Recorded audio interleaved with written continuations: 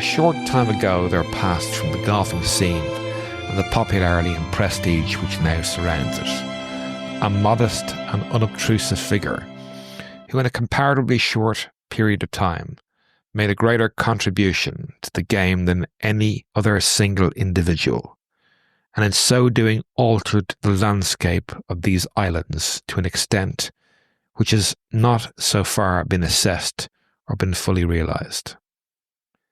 Harry Shapland Colt started life as a barrister and then became a solicitor and practised in Hastings. After a few years he retired from the law for private reasons and was appointed secretary, first at Rye and then at Sunningdale. In this capacity he made a general study of the administrative and constructive side of the game and proceeded to put into practice the results of his reflection with that sureness of touch which is always the hallmark of ability. In his younger days, he was a notable figure in the golfing world, a contemporary of John Ball, Harold Hilton and his great friend Johnny Lord, and was able to take on these great players on level terms. And I've heard it said that when he was secretary of Sunningdale, he was largely instrumental in putting Southern golf on the mat at a time when Hoylake and St Andrews were supreme in playing strength. His responsibilities as secretary and the ever-increasing calls which were made upon him for advice and assistance by numerous clubs being formed around the year 1900 compelled him to give up competitive golf and to devote all his energies to the development side of the game. Eventually he resigned from the secretaryship of Sunningdale in order to give his whole time to golf architecture. In a very short time he became the world's #1 golf architect, well known and appreciated by many harassed golf club committees, though little known by the general body of players, and finally a legend with no clear-cut outline of his personality and no assessment of his life's work has so far been published. I am not competent to make a comprehensive estimate of the extent to Harry Colt's contribution to the game of golf. My direct knowledge of his ingenuity and methods are derived from my observations of the constructive work which he carried out in Ireland over a period of 20 years, during which time I learnt many interesting and some very amusing things about his work as a golf architect and the extent of the business which he built up. This article is merely a personal sketch of Mr. Colt himself by one who thought it a privilege to count him as a friend. I first met him in 1919 after the First World War. He was a friend of Cecil Barcroft, who was the then secretary of the Royal Dublin Golf Club, whose course had been taken over by the military and converted into a small arms training school. When the war was ended, there was a 64 target range across the centre of the course, and this had to be taken down and the whole course reconstructed and restored. On Mr. Barcroft's advice, we brought over Harry Colt, who then stayed with me and on many subsequent occasions in Dublin, Belfast and Portrush. I found him a person of great character, with ideas about golf courses which were then quite original. He had great interest in his work. He got on well with almost everyone, especially greenkeepers, their ground staff and all club employees. He had a lovely sense of humour, and most important of all, for his own interests and those of his employees, he was a first-class businessman. When he first became interested in golf architecture, he found himself face to face with the great difficulty of getting his plans and ideas carried out as intended. He therefore contacted Messrs. Franks Harris of Guildford, contractors who were friends of his, persuading them to set up a golf course construction section, which is manned by foremen, recruited from ground staffs, and collected and passed, I believe, by Mr. Colt himself. Over them they placed their own architect, who during all the time this firm was carrying out work with which I was associated, was the late Willie A. Murray, the well-known St Andrews and London golfer. When a contract was taken on, Messrs. Franks Harris sent over a foreman and the necessary machinery and equipment, and the labour was hired locally. Mr. Colt, Mr. Murray and the foreman met on the ground, and Mr. Colt set out the work according to his plan, and it was carried out under Mr. Murray's supervision, who saw to it that the plans were adhered to and outlined to Mr. Colt for their execution, and the cost from day to day. Between their visits, the responsibility was with the foreman, who commanded the labour squad and kept timesheets. Having had experience of constructive work carried out in this way, and also by clubs themselves and by contractors who were also architects, I have no doubt about this being by far the most satisfactory method of building or overhauling a course, judged both by the quality of the work and its ultimate cost. In golf course construction, the work as it proceeds presents a different aspect from day to day, and when amateurs and untrained people are in charge, many delays occur and mistakes made which have to be rectified, and all these are reflected in the course itself and the final bill. Mr. Colt's plans were carried out with wonderful precision and dispatch, and the extent of the business with which he and his firm built up and the reputation they acquired was perhaps due as much to their business efficiency as to the approval which their courses received when they came to be played. He had made an exhaustive study of sand dune country and had calculated the base and height of sand hills thrown up by drifting sand and stabilised by bent grass, and of the easy gradients of natural hollows and the areas occupied by natural bunkers and their slopes and general appearance. As a result of his observations, he had a general view of such landscapes and their natural contours firmly fixed in his head, and he was able to take a piece of flat ground more or less devoid of any distinguishing features and transform it into something which, if not a replica of any seaside course, was at least so good a counterfeit that the players had the illusion that they were on a genuine golf links. I have seen a few of these courses, and they seem incredibly clever to anybody who has dabbled in golf course architecture, and the courses which he constructed on really good golfing ground show what a wonderful eye he had for the landscape and all its natural features.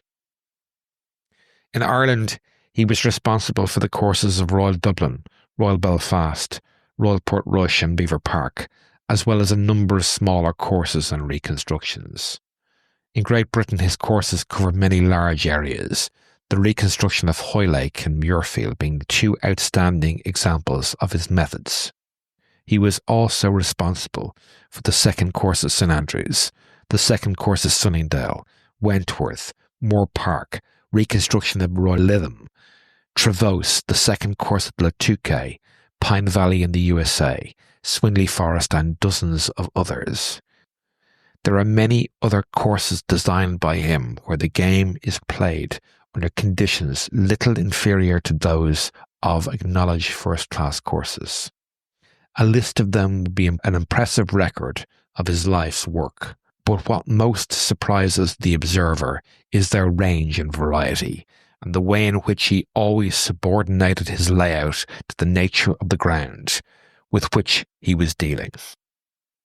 In his latter years he lived in the lovely old village of East Hendred on the Berkshire Downs, where in his spare time he gardened and presided in the local magistrate's court. He was always a welcome and honoured figure on the local bowling green, the village inn. The atmosphere of this village with its Tudor setting is so remote and restful that lying in bed on a summer's morning, listening to the clock in the church tower, a few yards from Harry Colt's house, slowly chiming out the air of Orlando Gibbons' Angel Song, I often wondered how anyone living in such a peaceful atmosphere could dash all over the British Isles, the USA, Ireland, and the continent, laying out and superintending the construction of golf courses, which with him was a most arduous occupation. But he had a great love of the game and the artist's outlook, and I believe he derived great pleasure from the results of his work in addition to the money he earned by it. His activities were not confined to these islands. He laid out courses at Madrid, Frankfurt, Utrecht, and Le Touquet, to name but a few. I have heard him refer to, and his firm designed some courses in Japan. George Nash, formerly Secretary of Royal Portrush and the author of Letters of a Golf Secretary, told me that when he was in Singapore they got a course designed by Mr. Colt off a contour map, complete with greens, fairways, trees and bunkers, which was a most satisfactory job. I was staying with him on one occasion just before a Walker Cup match was to be played at Pine Valley, and at breakfast I asked him how it came that the Americans, according to the press, had improved so much in our methods of course construction. He rose from the table and brought a large portfolio bound in leather with his name embossed on it in gold letters, and when I opened it I found a series of wonderful photographs of the Pine Valley course. I asked him how he came by it, and he told me that he had been brought out by the Americans and had laid out the Pine Valley course himself. He had therefore been pretty well round the world laying out golf courses, and at that time he was so busy that he had little time to observe the results of his efforts. I once did a trip with him by car across to Bath and down the coast, calling at courses in which he was interested on the way. I cannot remember all of them. Westward Ho, of which he was very fond. Saunton, which was not one of his courses, but which he greatly admired. Trevose and down to Land's End. A most instructive trip, from which I learned how particular he was about the details, as well as the strategy of links courses, and how difficult it was to satisfy him in their execution. He had been an oarsman when he was up at Clare College, Cambridge, and was often to be seen at Henley. I went there with him on one occasion when we had some young friends rowing for Trinity in Dublin. He took them all to lunch and had the caterer on the mat because lobsters were on the menu, but the waiter said they were off. He had a lovely term of language when he was annoyed and chose to exercise it, and in this case we got lobster and a lesson on how to deal with people in default thrown in. He would never be photographed if he could avoid it, and there are, I believe, very few photographs of him in existence, with the exception of some English golf teams of about 50 years ago. I wanted one for the record of the construction of the Royal Portrush golf courses in 1932 and 1933, and he could not produce one, but eventually Mrs. Colt found a small snapshot on a postcard, which she let me have for reproduction, and a copy of it attached to this article. I was associated with him in the reconstruction of the Royal Dublin golf course at Dollymount in 1920, and afterwards in the construction of the Royal Belfast course at Craigavad, Beaver Park course in Belfast, and finally the two Royal Portrush courses in 1932. Mr. Darwin has said that the loose course at Portrush is one of his masterpieces, but Harry Colt himself never compared one course with another and left such comparison to players and posterity. When he first came to Portrush and surveyed the sandhills there, he was impressed by the extent and bold outlines, and indeed it was his insistence on their golfing possibilities and his expressed wish that he might be given the opportunity of designing the courses that sustained its sponsors through many difficulties over tenure and the conservation common to all golfers, which makes it so difficult to get through any major reconstruction or alteration of established courses. Eventually, he was given a free hand within the limits of the club's resources, which were not very great. And when the Dunluce course was completed, he said he thought he had made full use of the ground, and he relied on as few bunkers as possible, there being less than 50 on the whole course. I think he was more proud of Hoylake and Muirfield, which were remodelled according to his own ideas. There were famous courses which would almost certainly not have been altered if it had not been for the advent of the rubber cord ball and the fact that the reconstruction met with a good measure of general approval gave him considerable personal satisfaction. He had an uncanny eye for country and took little time over his general plan unless he was faced with some exceptional difficulty, and when he had forest to deal with, he could still see in his mind's eye the final shape of the courses he was planning. He was always ready to take advantage of any possibility which might present itself as work progressed, to make improvements or modification of his first impressions. He was very confident and determined, and eminently reasonable and good-tempered, and I believe he always had the loyal support of people working under him. As I knew him, he suffered from slight deafness, which he sometimes used to good effect when committee men would make some not very helpful comment or ask some not very intelligent question, by pretending he did not hear, and either ignoring the unfortunate gentleman or compelling him to repeat big remarks in a more emphatic manner. And when repeated, they did not sound so good, and I have seen him turn his back without answering and walk away. He had a great liking for Hugh McNeill, professional to the Royal Portrush Club, and one of the best players Ireland has produced. He was also greenkeeper when Mr. Colt was laying out the Portrush courses. Coming home one day after a long session on the course in heavy rain, Hughie said to me that he thought Mr. Colt was not as deaf as he let on, because he had asked him very quietly would he like a nice glass of whisky, to which he replied promptly, "Hughie, you are a thought reader." "I don't think he misses much," said Hughie. I know that Harry Colt enjoyed his visits to Ireland, and the work he did speaks for itself.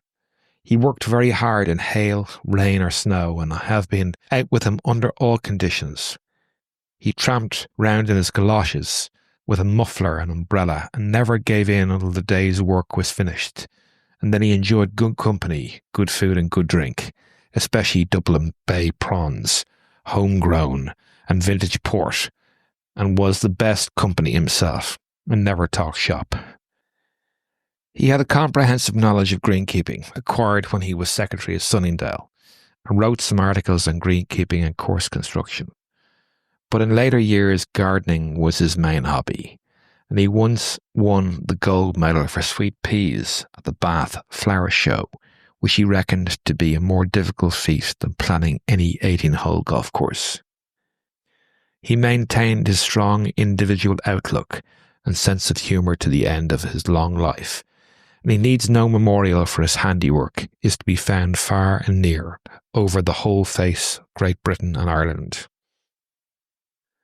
Perhaps in time to come, someone who has access to more reliable information than I have will make a comprehensive survey of the courses he planned and the principles of construction which he evolved, many of which have been adopted by his successors.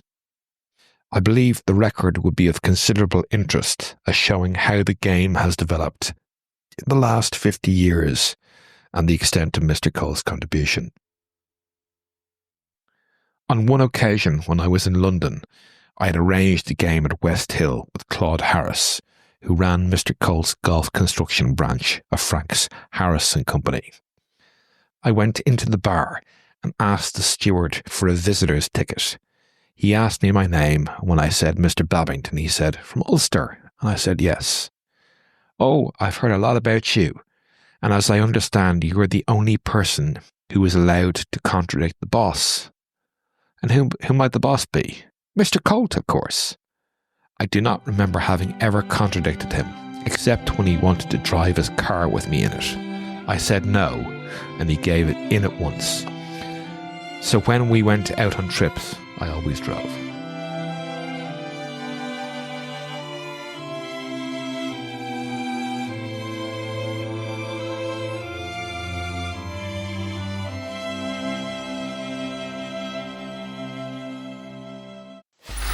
Free audio post-production by alphonic.com.